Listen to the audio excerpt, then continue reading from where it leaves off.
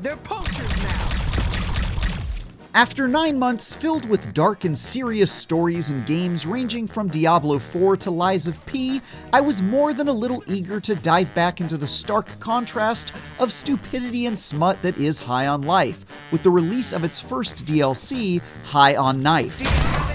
But while it certainly delivers the usual silly gags, With me, for real? amusingly gross and annoying characters, and some good laughs, that ride comes to an abrupt stop after only 2 hours, ending before I'd even fully settled back into a goofy world I'd desperately like to spend more time in. Beyond that, the focus on Knifey, one of the more one-dimensional friends in your arsenal, doesn't make for a particularly good story, even if he's usually a reliable source of chuckles. Let's go! And a lack of improvements to gunplay or performance are disappointing as well. I'm really glad that developer Squanch Games is making more High on Life adventures, but this brief second course doesn't have nearly enough meat on the bones to justify dusting off my copy and reinstalling.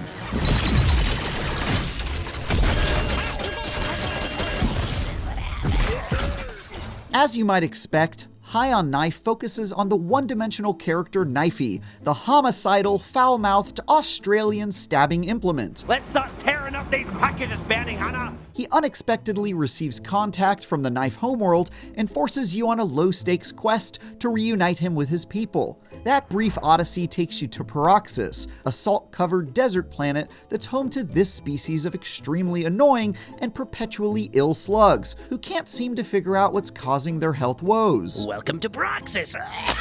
Although there are plenty of enjoyable bits to be found on this barren world, it doesn't make for the most cohesive story. Plus, hearing Knifey talk about how he wants to stab everyone and everything was a gag that already ran long in the base campaign, so doubling down on it here is a bit uninspired to say the least. I bet he's real nice to stab!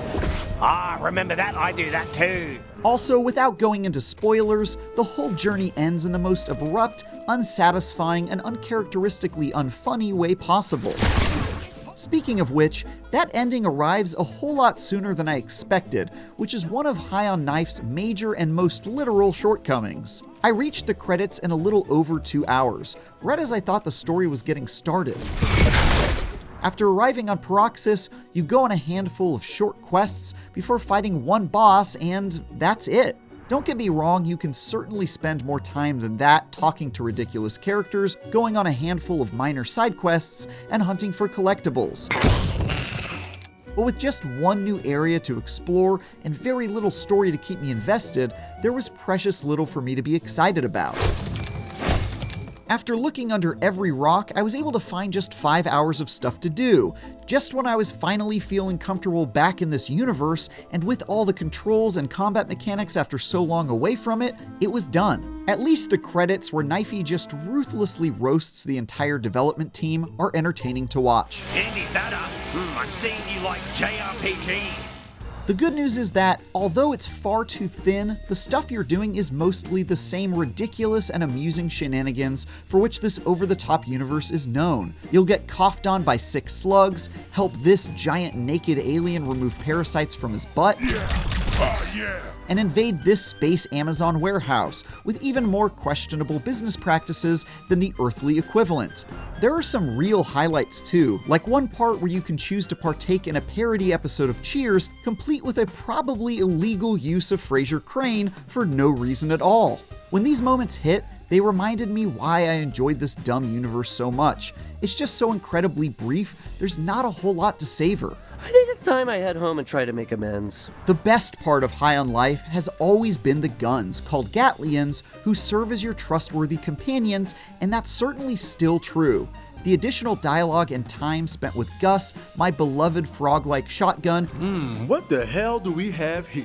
and Creature, the socially awkward weirdo, were very much welcome, and make the sometimes lackluster shooting easier to look past. Unfortunately, the new guns aren't all that interesting. For example, Harper, an ex-military gun with a dark past who replaces Kenny as the standard pistol, is a poor replacement. Or at the very least, she wasn't given enough time in the limited spotlight to really shine.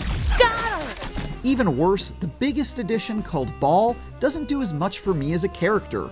It's a gun operated by a Blue Man Group adjacent trio of 3 miniature aliens whose gibberish language can't add anything to the conversation at all. Unlike every other weapon, it's more fun to shoot than it is to listen to. You ready to learn how to use it? Thankfully, the new weapons and abilities are definitely some of the highlights. Ball turns the battlefield into a game of pinball, with a metal ball bouncing back and forth until it explodes for serious damage. You're even able to deploy bumpers by using the weapon's trick hole ability, which lets you automate and speed up the bouncing.